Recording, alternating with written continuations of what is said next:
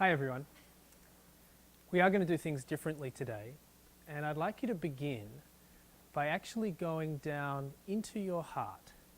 Close your eyes and drop down almost like an elevator into your heart, and I'm going to ask you to go through a couple of scenarios and questions. So the first thing I want you to do is I want you to actually imagine a world that is working for everyone. And I want you to focus on how it feels. Not how it looks, but how it feels. What are the sensations of a world in which everyone's needs are being looked after? How does it feel?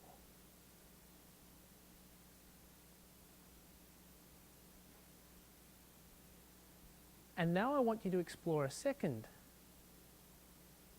scenario, or a question in fact. I want you to go back down into your heart, and I want you to feel what is needed to get there. What is it that we need to build on in order to get there?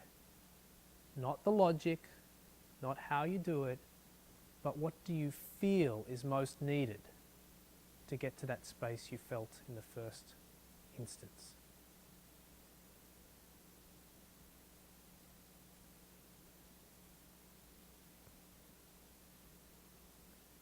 All right, we're going to have a couple of minutes for you to share that with the person next to you.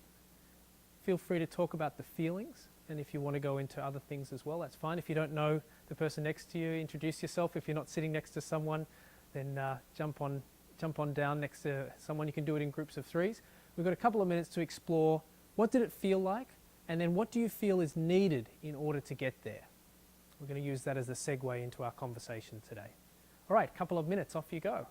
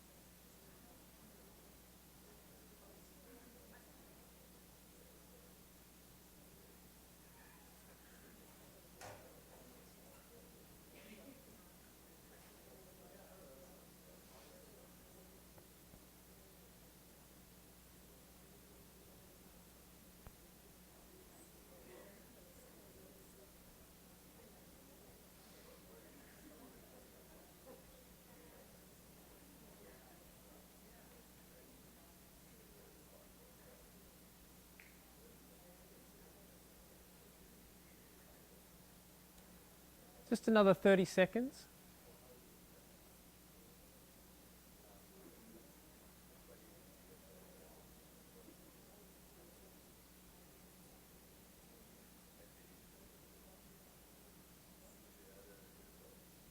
Okay. Would anyone like to share either what their experience was or something that they heard from another person there?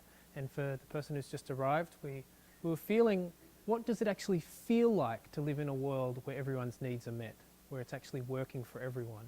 And then what do we feel is needed in order to get there? Not think, what do we think is necessary, but what do we feel is necessary? Anyone like to share?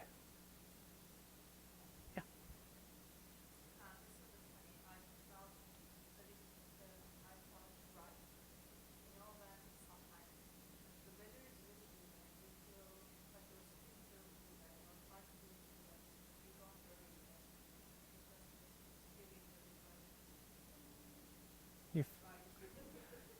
I'll repeat some things just for the videotaping. So you felt right, as if you're in a space where there's good weather. Everything was in perfect balance. Thank you. Yeah. Someone else.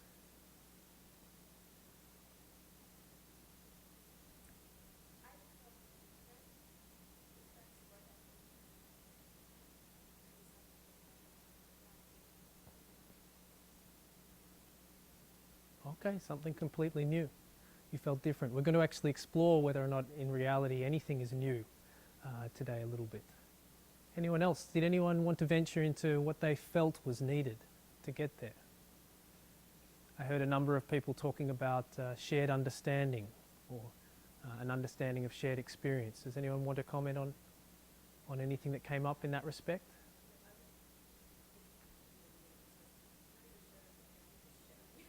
Just sharing, yep.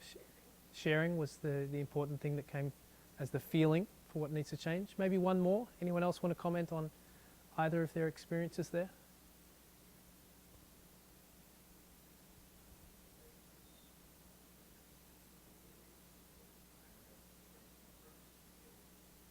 A release of anger, frustration and guilt. Okay. Well, thanks for sharing.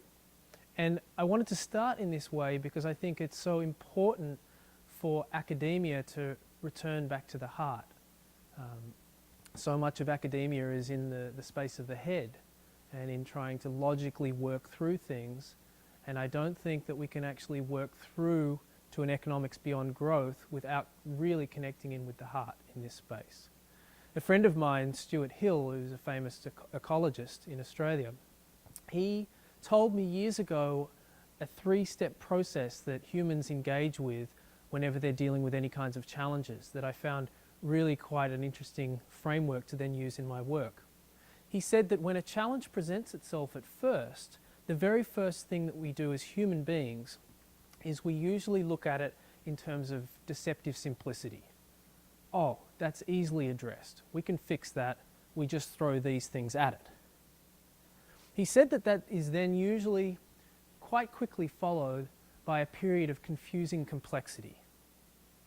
Oh, it's actually a lot more complex than we realized. We're going to have to set up a research committee to look into it. We'll need some studies done. Maybe we'll have to have another research committee, even if the results show things, just to ensure that that's right, those results are confirmed. But then, he says, we move through to this third phase, which is really, really interesting. He says the third phase is one of profound simplicity. It's the aha moments where we step back and we say, wow, how do we not see that it's actually more simple? This complex system, this complex challenge here actually can be seen in quite a simple way through a different lens. I come from Australia, as many of you know, and in my part of the world, there is an approach that the firefighters take when they get to the scene of a fire. So they get out of the fire truck and they've got their gear on already. What do you think the first thing that they're trained to do is in the case of dealing with the fire?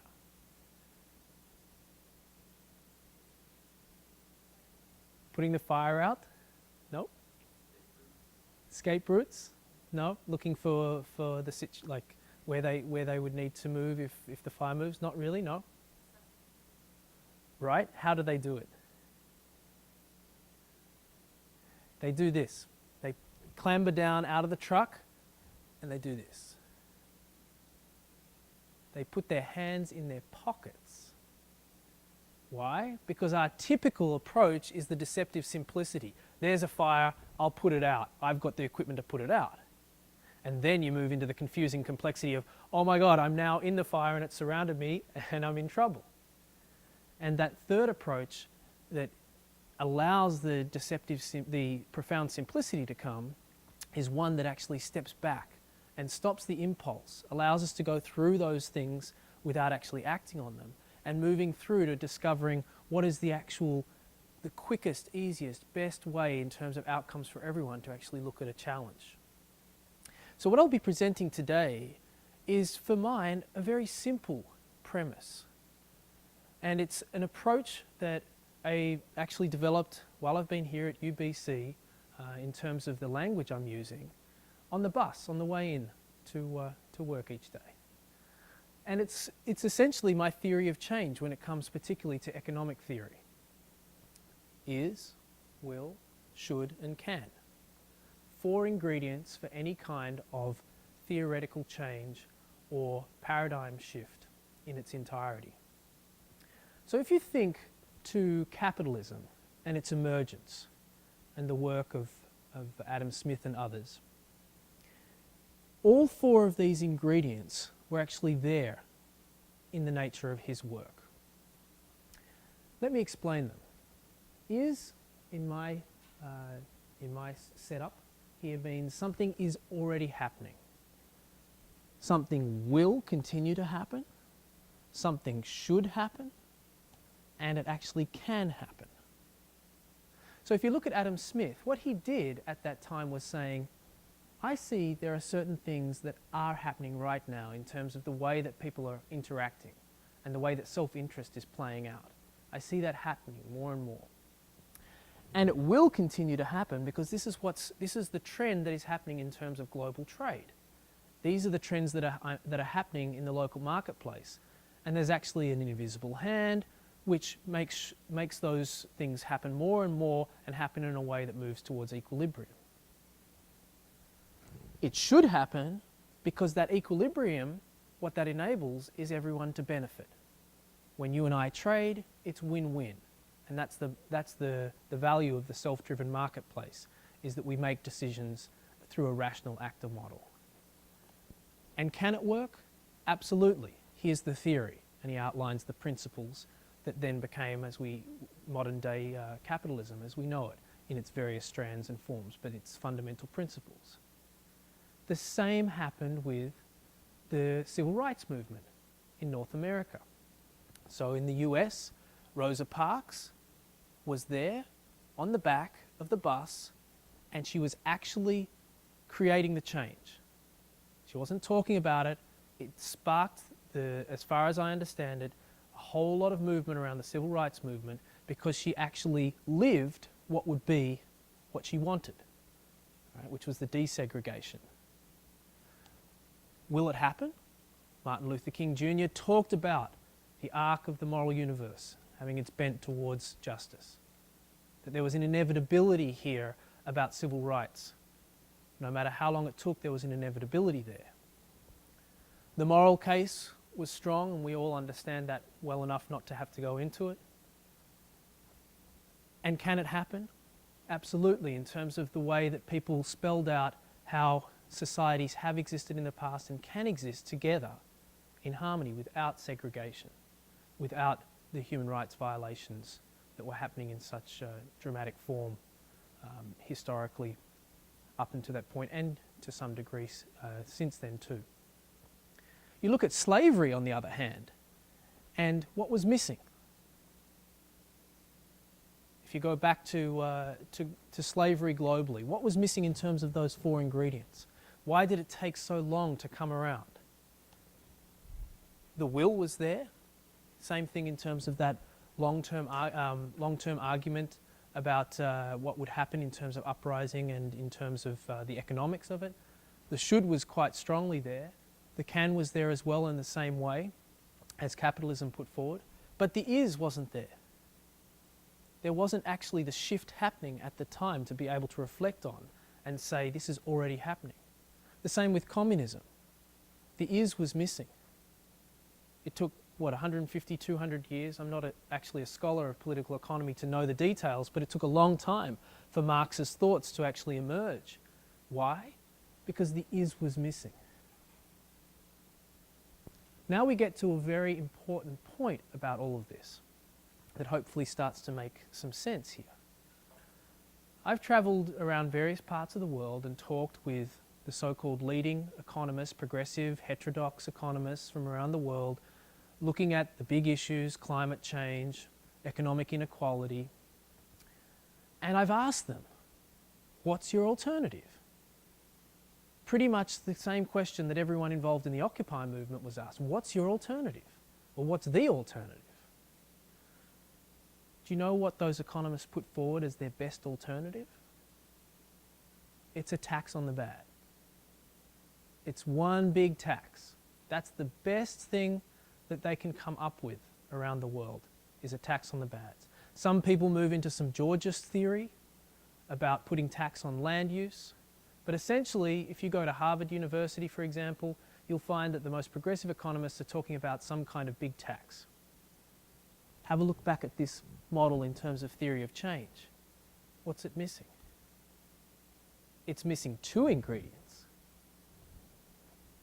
It's not really addressing is. Sure, we've got some carbon taxes around the world, we've got some emissions trading schemes, but there's nothing that actually works in terms of the initial intention of those things. Nothing that I've seen that's actually working.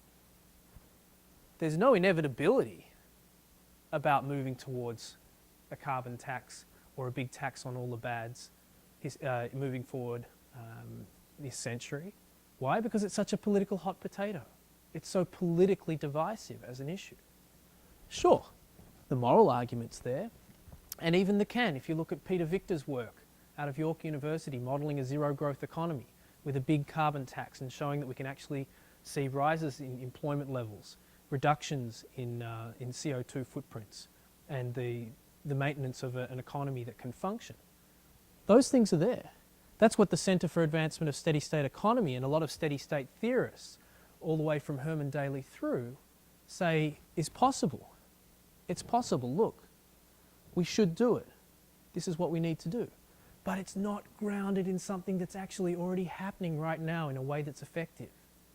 And that is the fundamental difference between things that end up working and things that end up either not working or taking hundreds of years to usher in. And as we all know, we don't have hundreds of years here. So, what to do about that? Well, just like Adam Smith did, what I like to do and what we do at the Post-Growth Institute is look at what's working around the world.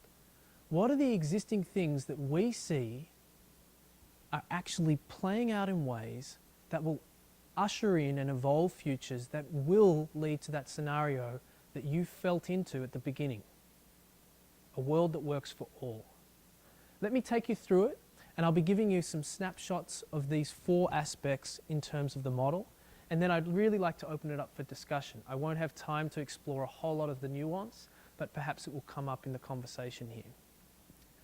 So, the world's biggest not-for-profit organisation in terms of employment. Anyone want to hazard a guess of what it is or where it is in the world?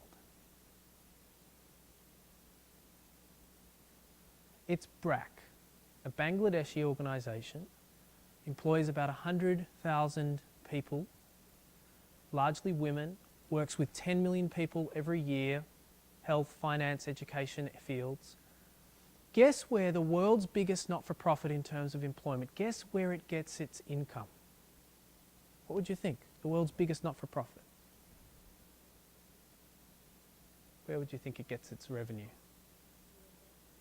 World Bank? No. Philanthropy? Donors of various sorts? 80% of the world's biggest not-for-profit's income comes from its own enterprises. BRAC runs bakeries, it runs craft stores, and it runs a dairy. 80% of the world's biggest not-for-profit's income comes from its own commercial enterprises. Right now, around the world, many people are waking up to an incredible model that has existed for a long time now around not-for-profit enterprise. Not-for-profit legally, and it's interestingly pretty much the same definition across countries around the world. Not-for-profit doesn't mean no profit, can't make a profit. Not-for-profit means not for private profit. So if you start an organisation or a company and it's not for profit, it can make as much profit as it wants. It just has to redistribute that profit according to whatever is written into the constitution or the bylaws of that organisation. So for example, Mozilla, the browser platform. Mozilla is a not-for-profit.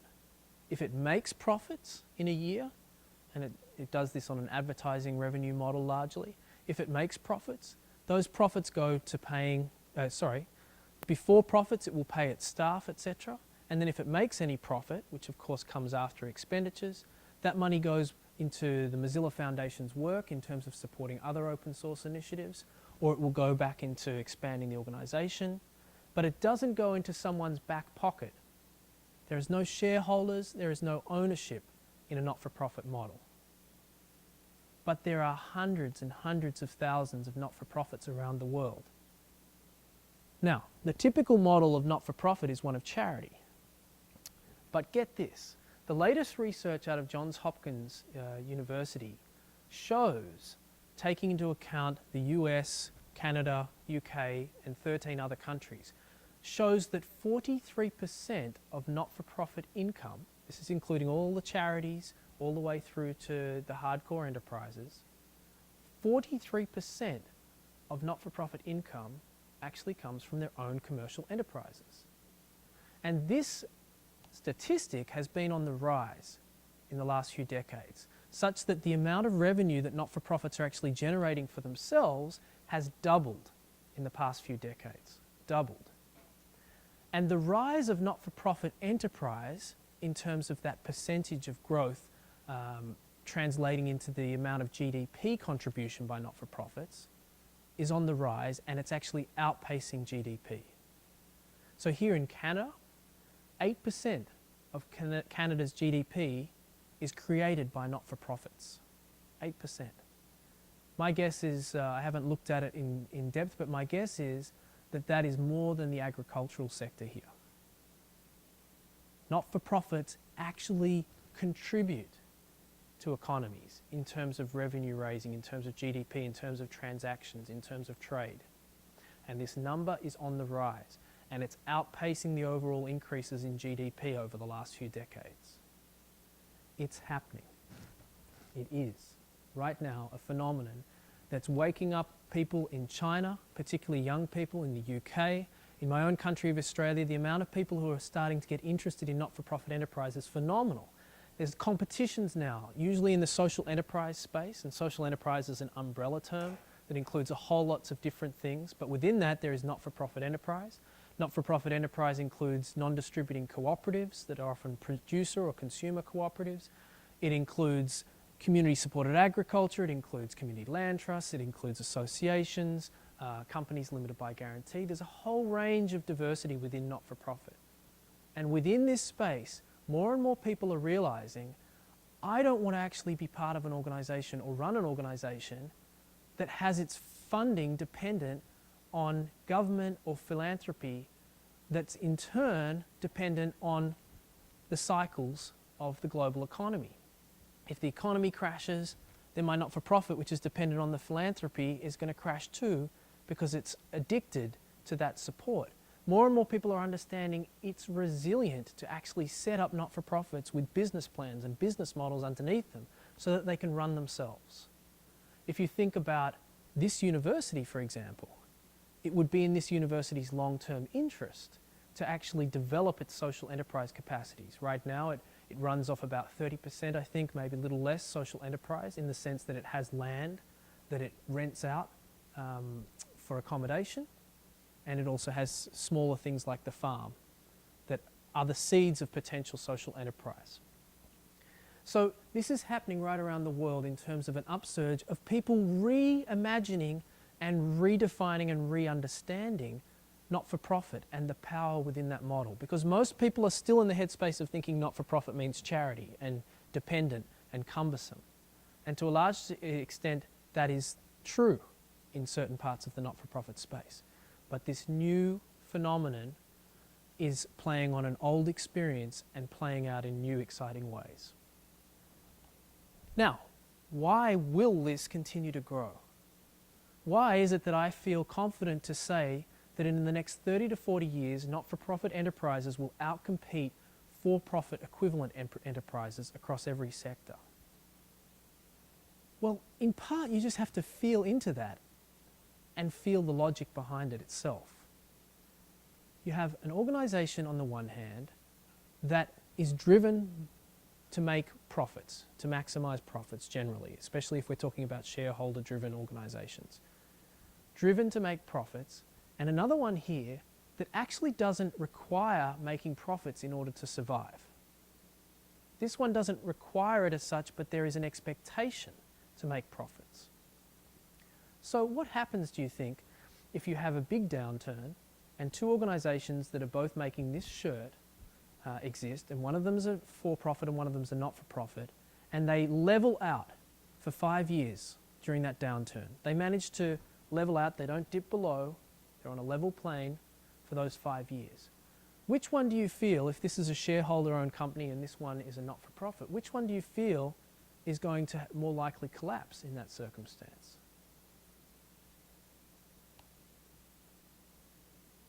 Well, I certainly think it's the for-profit, because there's the inbuilt expectation there around making those profits. It's not acceptable to just level out and plane in the for-profit space. And interestingly, what happened in the last global downturn was that not-for-profit enterprises outcompeted for-profit enterprises in many areas.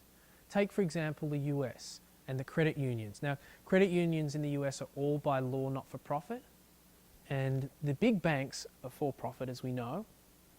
The credit unions outcompeted the big banks during the downturn in terms of the losses that they suffered and the amounts of shutdowns that happened. Now, it's obvious to me that one of the reasons for that was because they just didn't have to make the profit, and also because they were more locally focused, because they had that connection in with the market in a different way and the trust was there. But essentially, this ability to not have to pay out shareholders is a very, very important thing as profit margins actually decrease.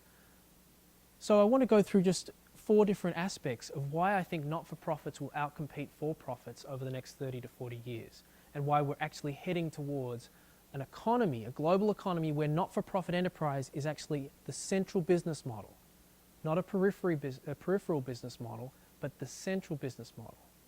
The first is in finance. As I alluded to there, I think there are some significant advantages of not-for-profits over for-profits in the financial space. The first is in the space of tax exemptions. The ability to actually get tax exemptions whilst running enterprise-based businesses. This is a phenomenon that exists around the world in countries under law. You have the ability to procure things, to open up for donations, to reduce your procurement costs. You have, moving into the HR, and I'm just skipping over things quite broadly here, into HR, the ability to engage volunteers. We've got a debate raging in the US at the moment between companies that are hiring interns and not paying them, and people feeling begrudgingly about that, and not-for-profits that engage volunteers and don't face the same sorts of issues.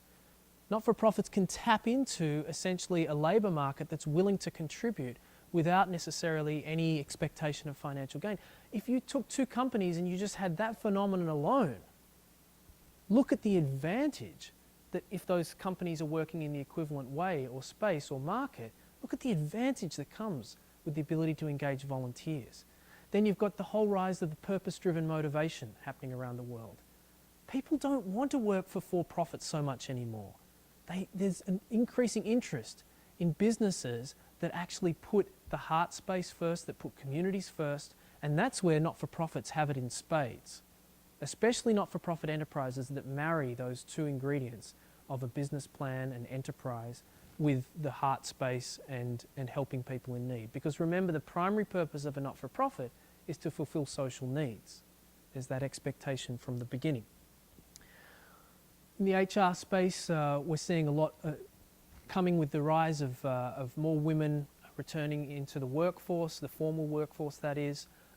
We're seeing that there's an increasing pool of people willing and interested to engage in not-for-profit activities. That's driving, again, the quality of candidature we're getting in that space in terms of entrepreneurial spirit and experience. We're seeing the difference in terms of not-for-profits outcompeting for-profits as we see the rise of ethical consumption. The amount of people who are actually thinking more carefully about the products that they purchase or the services with which they engage. This is, again, where not-for-profits have it in spades because they don't have to do anything that might at any point look like greenwashing. They're able to actually say, we exist because we want to do good. And no one puts a question mark after that, unless they're a big charity and there's nepotism involved and there's questions being asked about who's actually running the organisation. For the average small not-for-profit, the intentions there do align with the messages. There's no need to spin stuff. And this is going to become increasingly important as we move into an era where resource shortages ensure profit margins fall, and as companies in the for-profit space try to buy up more assets to hide the fact that their margins, to put more money into capital to support productivity increases, to try and hide the fact that their margins are decreasing, we're going to see the need for big corporations and for-profits in general to actually start spinning more and more and more about how what they are doing is essentially still good, and that you can have this private profit maximization and environmental outcomes happening in tandem. This leads me, in fact, to the third part here, should. I spent 7-8 years looking at nanotechnology around the world, looking at what was the cutting edge research happening across various countries, who was in control of that research and where it was heading. I didn't find anything in those 8 years that gave me any indication that we can get out of this in terms of innovation and productivity increases. Professor Tim Jackson, some of you may have heard that name before, wrote the book Prosperity Without Growth, used to be the head of the UK Sustainable Development Commission. He studied this phenomenon for some time now, where he looked at what rate you would actually need to decarbonise an economy if you took average increases towards European levels of prosperity at 2 or 3% increases over the next 40, 50 years. What level would you need to decarbonise the global economy at? And what he found that was in line with my experience is that we would actually need to innovate 16 times faster than we've been innovating since 1990. There is no foreseeable way in 2013 that technology alone is going to get us out of this. And anyone who tells you otherwise is actually the optimist. They're the idealist. It's an important part of the equation, but it obfuscates the reality that we're facing here. This is a largely social phenomenon that we need to address. And the phenomenon is one of, in my opinion, one of inequality. I want to just go through a few steps in terms of explaining that and why it's so central and why it links beautifully in with the not-for-profit model. So my understanding, and again this is very simplistic, just came up with it one day on a bus. Seems that these things happen to me on buses, and just went through and evolved the logic as it goes on, and it just feels like it's right, more so than even the logic saying it is. So my understanding is that we have unsustainability at the moment. That's, in fact, I'll start at the bottom, that we have financial inequality around the world, and we know that we're at the highest levels of financial inequality globally that the world has ever experienced. Financial inequality that in turn drives status envy, or in some cases the social stratification that comes with financial inequity, that then drives the status envy or lifestyles out of necessity. So sometimes people are doing things because they want to be like someone else, and sometimes they're doing things because there's no other alternative in circumstances. And both of those things, the keeping up with the Joneses and doing things out of necessity, are what lead essentially to overconsumption. So if you're in a certain part of the world and you don't have access to electricity, you might be burning things in a way that's not great for the environment, but it's happening out of necessity, which in turn was driven by the social stratification with the financial inequity sitting underneath that. Or you can be trying to keep up with the Joneses and you're living a lifestyle where your footprint is too big, and that's coming because you're trying to live up to the expectations that society creates, which are underlined, again, by financial inequity. So what I'm essentially saying here is that unsustainability, in my opinion, at one of its root causes, is caused by financial inequity. That up until some point here, financial inequity is always going to drive that overconsumption process again and again and again.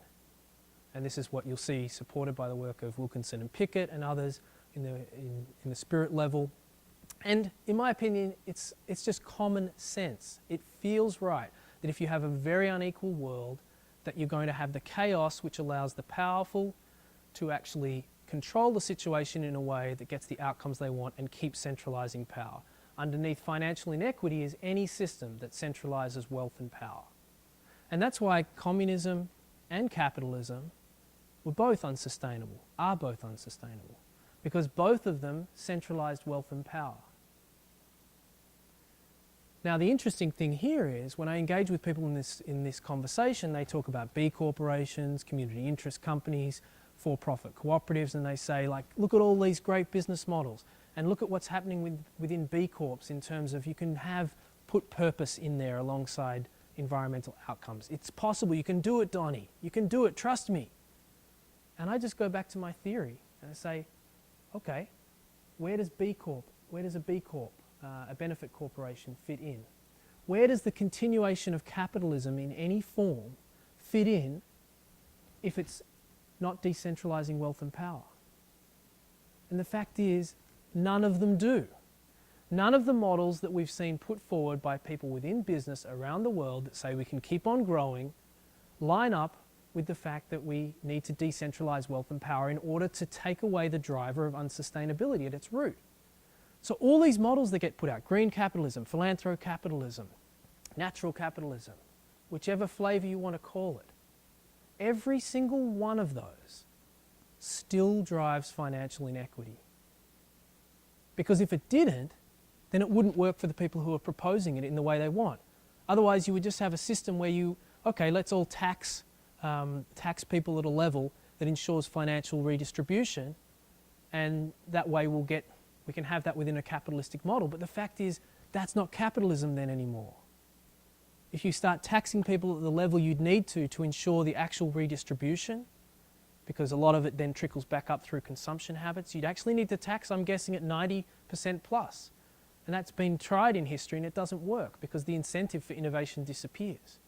In other words, there is no variation, in my opinion, there is no variation on capitalism which is commensurate with sustainability. It just isn't. It doesn't fit in terms of the way that overconsumption is driven through the psychology of the experience that is established by the powerful in that setup. The not-for-profit model, however, is one that has the internal logic of redistribution at its heart. It's actually the model that redistributes in its very nature. And it's happening, and it's going to continue to grow. And so it's not a case of like, what new economy do we need? It's a case of how much can we actually ensure that this economy that's already emerging, that naturally will overtake and outcompete the existing forms of economic structures that dominate, how much can we actually craft that into something that will work in itself? And that's the can bit. And I've got a couple of economists working on that. But in all seriousness, from what I can tell from the initial work we've been doing in terms of how taxation can work, how societies can function, balance of trade, these sorts of issues, the can bit actually isn't as hard as you think it might be. There's some big questions around monetary system, debt-based finance, these sorts of issues that are going to take time to address and to phase out. And there's going to be crashes amongst this and there's going to be despair. But I think the more people understand that we've actually been sitting on something for a long time now, sitting on it, that is actually commensurate with an economics of sustainability, the more we're going to get excited about this. We're going to say, I never knew that not-for-profits could actually make a whole lot of money and run businesses, successful businesses. I never thought of them that way. And like, all I want to do is I want to create jobs. Henry Ford, 1916, he got into a lot of trouble. He was running a company, he had 90%, I think it was around maybe a little less as a percentage of a share in the company. But he wasn't the only shareholder in the Ford company.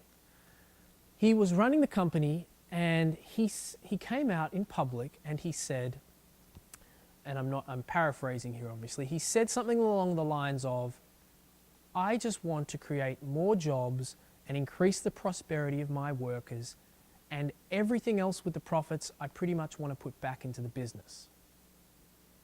And his shareholders got really upset because he was basically trying to say, I don't want to pay out dividends anymore.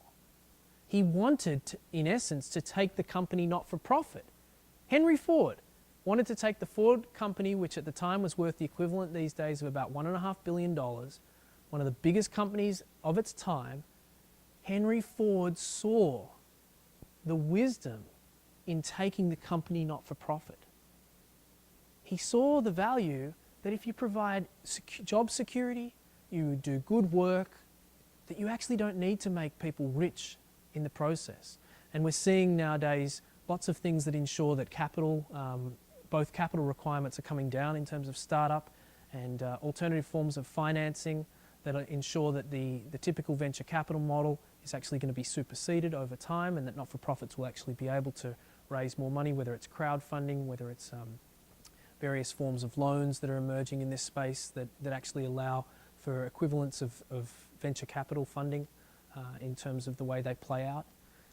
Henry Ford, he knew that there was a wisdom in the bottom line of actually doing things for the people, essentially in a not-for-profit way. Now, he got taken to court and he lost, and it took years, and he set up the Ford Foundation after that with the help of his family, then became one of the biggest foundations. And actually had the Ford Foundation, get this, the Ford Foundation in 1936, I think, had 90% share of, 90% of its revenue was coming from Ford itself. So it was running on that enterprise model almost. So it's an interesting example here, and I just want to end, having looked at a little bit, to move now into the conversation that we might all have, having looked at the is, it is happening, it will happen, it should happen, because there's no alternative that's commensurate with sustainability, and the can, which we didn't really explore much at all. But to me, the can bit actually isn't the most important bit. This is what history shows. It's actually about grounding an experience or a theory in experience, so that all of you here today can go away and say, I'm actually involved in a not-for-profit enterprise and I didn't realize it. I'm actually doing it, I can see it. When I donate, when I'm engaged with my philanthropy, when I do things in a redistributionary way, I'm actually already living the theory that this gentleman out the front of the room is telling me is going to become the norm over the next 30, 40 years. It's not grounded in some kind of idealistic hope that because we should put a tax on all the bads, that therefore it's going to happen. Because it's not. It's not going to happen. And if it does, it's not going to happen fast enough. We need to tap into the wisdoms that are within all of us. And one person who epitomized that was Joseph Heller. He wrote Catch-22, as many of you would know, amongst other books. And he went out to an island where his billionaire stock trading friend was, hedge fund friend was holding a party. And at the party, his friend came up to him, another friend, and said, Joseph, you must be so distraught being here and upset because this guy here probably earned more yesterday than you have or will throughout the lifetime of your book, Catch-22. And Joseph turned around and he said, no, I'm not. Why? He said, well, because I have one thing that this gentleman will never have. Enough. And what we desperately need and what we're thankfully moving towards in a faster and faster way every day is an economics of enough. An inherent logic coming back into your heart, an inherent logic that you know is what's going to work for us all. When we have an economics of enough and a legal system that actually facilitates that redistribution within communities, within economies, naturally, rather than having middle-aged white males fight it out to see who's going to get the spoils. We need systems that redistribute, and they exist, and they're accelerating, and they should happen, and they can happen. Thanks.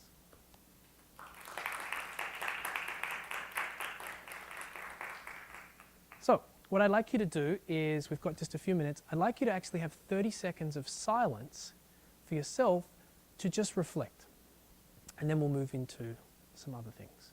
So give yourself 30 seconds to just take it in.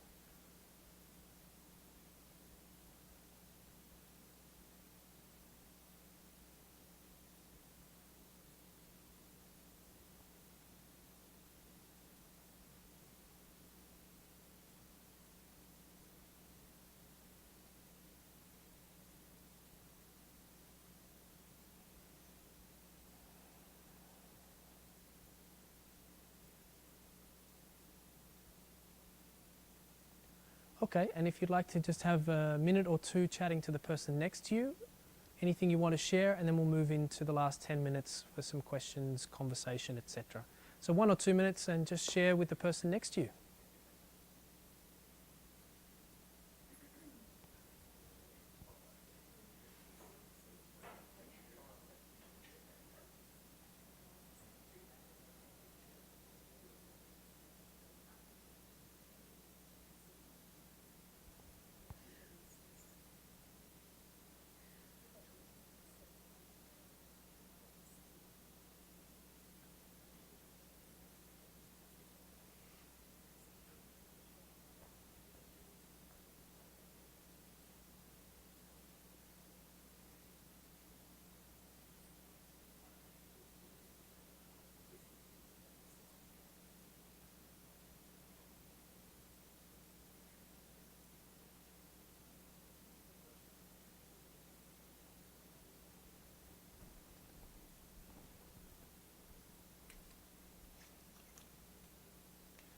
Just 30 more seconds.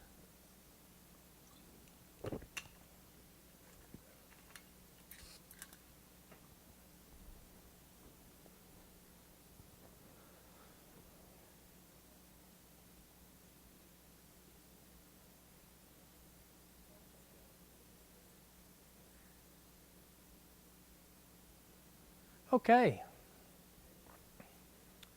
Would anyone like to share something with the group? Or someone's getting dobbed in. A question? Yes?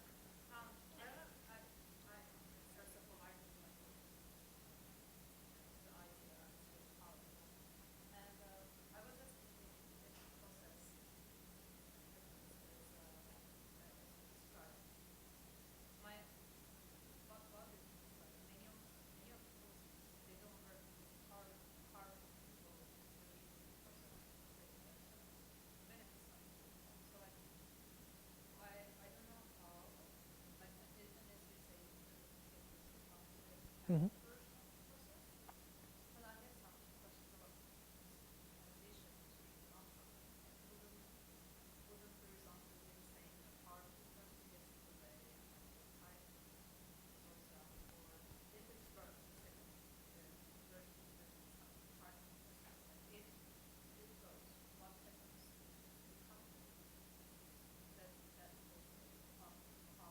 Mm-hmm.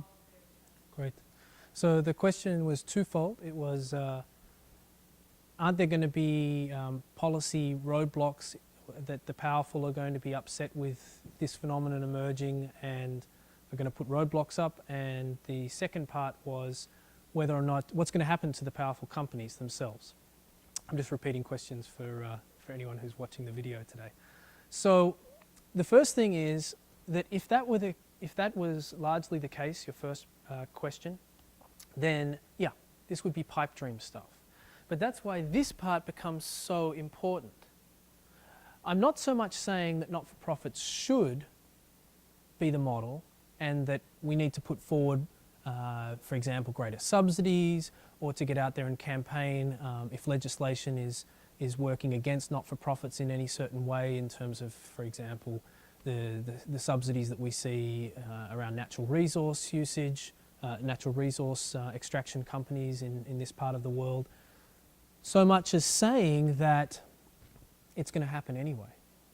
That if you put two businesses next to each other, the not-for-profit will outcompete irrespective of policy. Even as the for-profits are going down and governments get on board and say, we need to, all the industry people go and lean on their friends in government and say, we need to deal with this not-for-profit issue because they're starting to outcompete us, that it's still not going to be enough. That the momentum is going to continue to accelerate such that not-for-profits, no matter how much for-profits get support at their expense, not-for-profits are just going to end up steamrolling the for-profits. See, this is what happened in 1972 in Canada. In the US, every single credit union is not-for-profit. In 1971, every credit union in Canada was not-for-profit.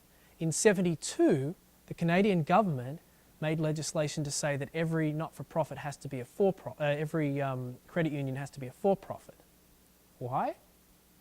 Because the credit unions were out competing because of the tax exemptions that they got in the for-profit, not-for-profit space. Which plays to your question, couldn't a government just come in and say, you all have to be for-profit. That's the end of not-for-profits. Well, I think in banking sectors, yes. But can you imagine that could happen in other sectors? That the government would actually say all the health organisations have to be for-profit, or all the educational organisations have to be for-profit? I think there's a limit to where the public is going to accept that kind of legislation. I don't see that happening in that way. What happens to the powerful companies? Well, in the US, 10% of companies disappear each year and 10% rise. And I think there's going to be a natural attrition of for-profit companies more and more as time moves on. I think some of the smart ones will work out ways to actually do the equivalent of taking a company private, do a share buyback, and then shift over to not-for-profit. And I would add that it's actually in a business's best interest to not be leeching out money to shareholders every year for something that was in a capital raising that happened a long time ago. You know, shareholders don't actually add any real value after that initial capital raising. If you're Coca-Cola these days, why would you want to be leeching out toxins amongst other things, but why would you want to be leeching out money every year to shareholders through dividends? Why not have that money back in the organisation and give yourself a long-term plan to working towards that? So I think there'll be natural attrition, and I think it will actually see some not-for-profit shift over, and I think we'll see, especially from Asia, a rise in people understanding the not-for-profit enterprise model and those companies coming through.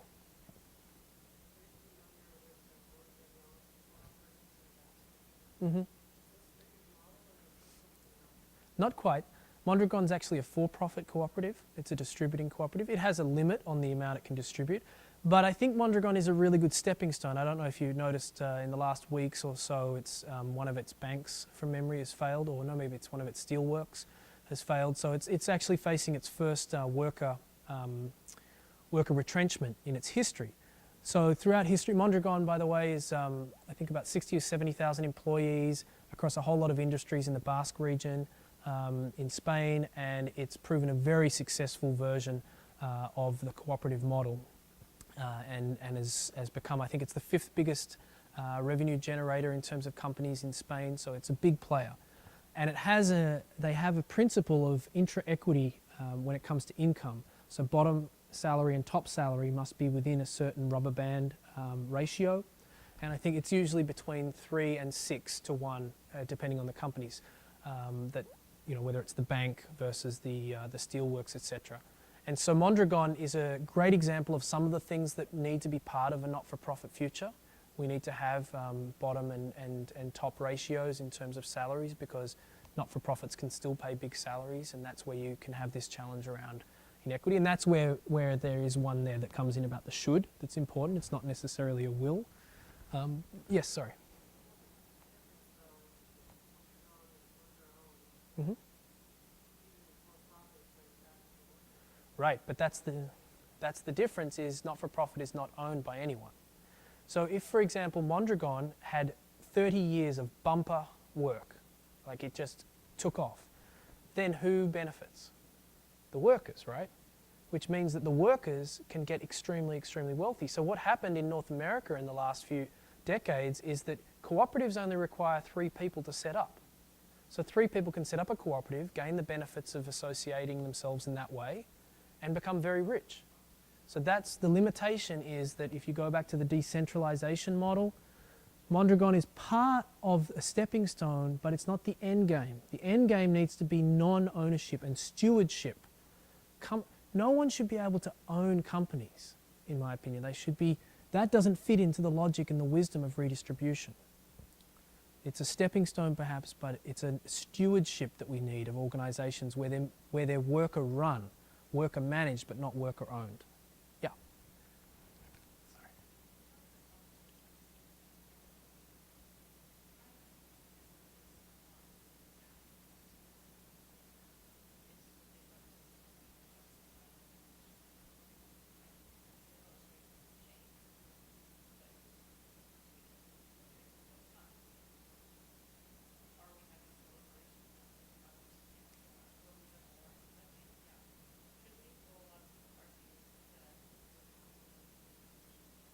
Mm-hmm.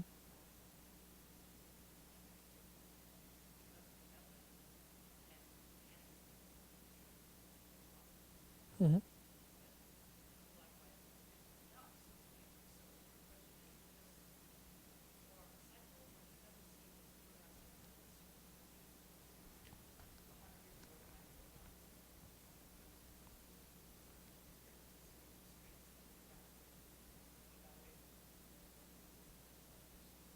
Right. What? Great. Thanks for raising that. The question was around, I may have got this wrong, but it's about, doesn't human agency play a role in actually whether or not something like this actually plays out? You know, there's another part to the equation here, which is that there are lots of things that we might, agree or disagree are bad things that are happening that fit the same formula. And this is true. Maybe the inevitability here won't be fast enough, for example, and maybe the inevitability, the speed of it will very much be influenced by us as human beings. And that's where the can comes into the capacity. So the can is partly about the macroeconomics and whether or not it can actually work, whether you can have some form of equilibrium in that system. And the other part of the can is the capacity here. And this is where I think we really do have the ability to guide this narrative in a direction, because everywhere I go around the world, people want the same thing. They want safety, they want security, they want love, and they want connection. And they want livelihoods that allow them to have those things. It's not complex, like in terms of those fundamental things that we want and need. They bind us across all cultures.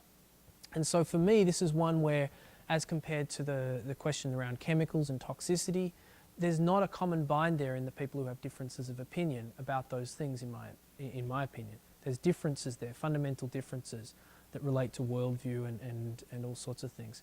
So I don't know if I've actually answered that particularly well, but I'd be happy to talk about it afterwards. I just want to jump to another question down here that's been waiting.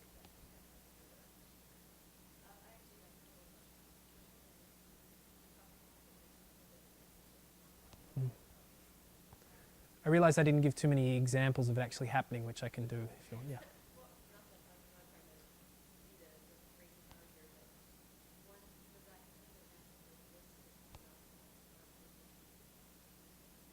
Mm-hmm.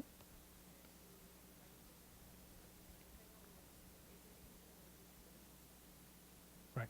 So the first question is, like, if the tax advantages were taken away, would not-for-profits still outcompete? I'd say hands down, absolutely, because of all the other reasons, particularly the HR one, and particularly the trends we're seeing in human resources and what people want out of a job and who they want to work for and worker satisfaction in that space. But the ability to engage volunteers, like, you can't underestimate that. That adds in terms of what's been calculated by the Johns Hopkins team, about 1% to GDP. So it's actually like a major contribution, not major, but major in relation to the not-for-profit sector's actual contribution. So like a little bit more than 1/8, or it's 1/8, is actually being added by a volunteer sector. Now, if you were in a for-profit space, how can you outcompete that? Like, it's an incredible amount.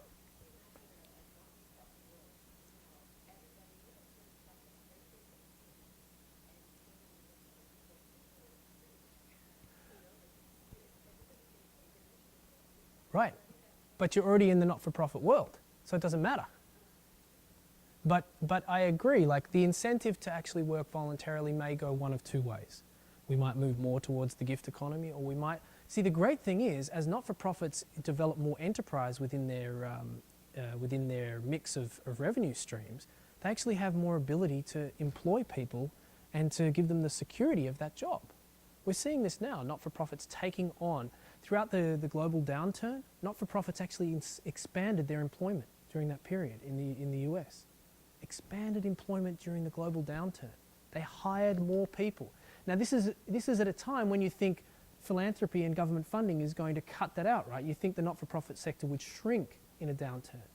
It actually increased employment at that point. You had a second question? Yes. That's a really good question. Once I was talking with someone, I said, like, yeah, but what about like a not-for-profit uranium mining company? I said, like, surely that would never exist. And he goes, I work for one. I was like, what? He goes, yeah, I work for the Uranium Association of New South Wales, and I do the Geiger testing and things like that, and then we advise the mining company. So it wasn't a mining company itself, but it was a not-for-profit association. I don't think what you find when you look at the legislation is there's actually a lot of flexibility within charitable cause and those sorts of things to do pretty much any activity whatsoever. So I'm not sure that there's any restriction about what you can do, but this is a really important point. Like, wouldn't you have a whole lot of destructive not-for-profit companies and organisations? My theory on that is no, because of what happens with the hierarchical structures. When you shift to not-for-profit, my experience has been that you get a flattening out. You get, and this is some other points that I forgot to raise about the competition of not-for-profits over for-profits. For-profits are often locked into proprietary platforms, you know, whether it's closed journal access, whether it's patenting, trademarking, commercial in confidence sort of agreements, these sorts of things. Not-for-profits are much more open, and they're engaging with the peer-to-peer production space much more, the open collaboration space, open access. And so what happens in those organizations is you get flatter structures. If they work effectively, you can look at things like sociocracy as methods where you can work very effectively with a hierarchical and network approach simultaneously. And within that space, what happens is you get much more openness to feedback. So lots of my friends work for Coca-Cola and they hate what Coca-Cola is actually doing, but they're not in a position in that hierarchical system to actually provide the feedback that would see Coca-Cola shift in terms of what it's producing. And that's what I would say the not-for-profit model, by its very nature and wisdom, inherently does more, is it provides the ability for people to steer the company towards the values they hold truly, rather than a top-down approach that says these are the values that we need to have because a bunch of people went away for a weekend and decided that this is the best way to spin it. Right. Yeah.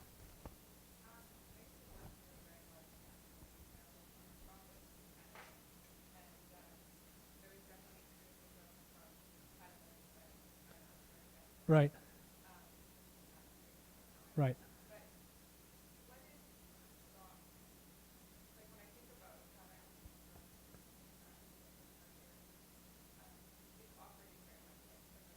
Right.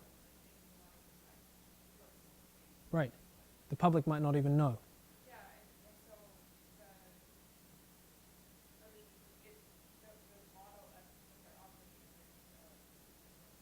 Mm-hmm. Mm-hmm.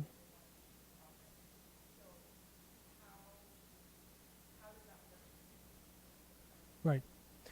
The question is, this lady works for a big not-for-profit retailer in Canada that's addicted to growing.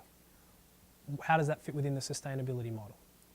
So again, I would say, well, it's addicted to profits and growth, but for what reason? It wants to expand so that it can bring on more employees, but does it want to expand so that it can make people, certain people wealthy? No. So you go back to the model of change. Right now we do need more employment. People don't have jobs, a whole lot of them. So I'm all for increasing employment. And are people going to get stinking rich out of working for this not-for-profit retail company? No.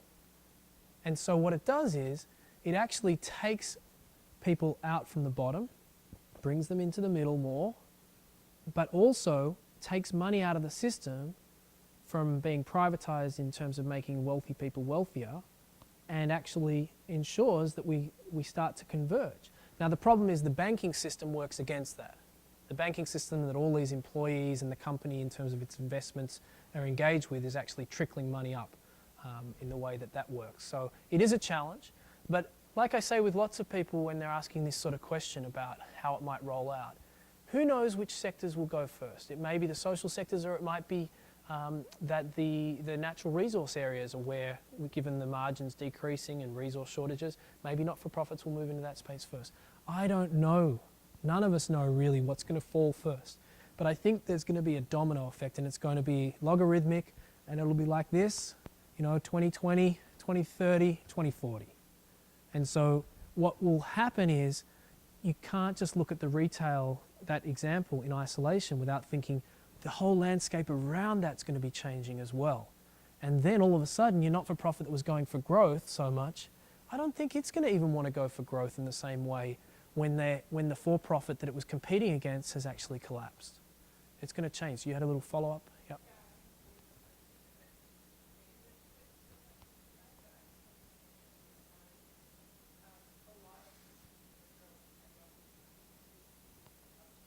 Mm-hmm. Right.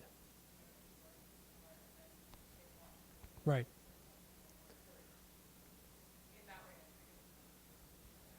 And I guess this is where I'd say the shifts that both that not-for-profit organisation is doing in terms of what it does in the finance space and what's happening more generally, what is going to turn around in the financial equality space. You think about it, when a big company falls, like we saw Kodak last year, various big companies have fallen from Lehman Brothers, GM, although it got bailed out. But when that happens, wealthy people lose a lot of money. When there's a crash, wealthy people lose a lot of money. We see the potential for a big redistribution, and we see what can happen in terms of consumption habits and greenhouse emissions that sadly often play out in terms of people at the lower end of the spectrum. But the point is, I think that you're right. There are not-for-profits right now that are driving unsustainable practices, but that's because they're stuck within a for-profit system. And the system is going to, over time, shift towards not-for-profit. And the drivers will be taken out. All those people who are desiring faster consumer durables, the pressure is going to be taken out as their needs are met and the relative poverty reduces at the hands of the not-for-profit model. And so the supermarket of the future, or the local market of the future, is going to look different because of the inequity profile changing around the world. So much of that I need is driven by the marketing messages that come from the powerful, and some of them are in the not-for-profit space now, and that is going to change. It has to change, it will change, it is changing, and I think it's going to be conducive with where not-for-profits also need to evolve and probably will evolve to. I think we're coming up to time, so if not over by a fair way, so yeah, maybe last question or two. Yeah, Donnie, it's interesting. I was struck with one of the questions you asked yesterday about the future even more aggressively concerns. I'm wondering why you say that, especially since it seems that a lot of Asia is a lot of developed countries are really aggressively going towards greater Mm-hmm. and where there is such a push. Right. Getting full edge. The question is like, what about Asia? It's addicted to growth, basically. How is there any chance that this is going to be seeded in that place? I spent time with people who were parts of some of the young leaders who were in the university system, who were the heads of their student unions, and will probably go on to be significant people in the Communist Party of China, People's Republic of China, moving forward. My sense is that people under the age of 35 in particular are grafted onto a very different alternative narrative, and that we will see the Arab Spring played out in Asia, particularly in China in the next decade. I think we're going to see things hit. So China, because it's still on such an accelerator, I think will also hit the brakes faster than other places, and I think that's where not-for-profits will have the space to actually emerge even faster. If you look at China's five-year plan for economic growth, it's actually called Chao Kung from memory, which means well-being. And there's an ethic in East Asia that even though it's not being played out at the moment by the powerful and people are getting addicted and caught up with it all, I think there is still an ethic that underlies Eastern philosophy that understands this wisdom better than the West. Understands well-being. We look at Thailand and the sufficiency economy that's been a proponent of which is the king there and the royal family. So I think that young people, it's going to be a watershed at some point. In India as well, I think we're going to see a watershed, because all of the things that I'm seeing in terms of resource challenges are going to face those countries in particular severity. Especially, I'm particularly worried about the food shortage situation in India. And I think that by necessity, people will move towards not-for-profit faster in those places, because there's still also forms of community that we're still struggling to understand and build in the West. Like in Vancouver, there's a study just done that shows that Vancouver is the city that considers itself a green city, the city with the least connected population in the world, right? Now, like, as in people don't know their neighbours. Now that is something that's not a phenomenon so much in the East. Even in the big cities like Guangzhou, people still, they talk to their neighbours, they rely on their neighbours, they communicate with their neighbours, and I think that actually creates greater resilience for the coming challenges and a little more easier trajectory to actually shift into not-for-profit modes of production and economic development. All right, we might leave it there, given we've gone over time. Thanks, everyone. Oh, no, all done. All right, I'll be happy to chat, and if anyone wants my card, it'll be here at the end. Thanks.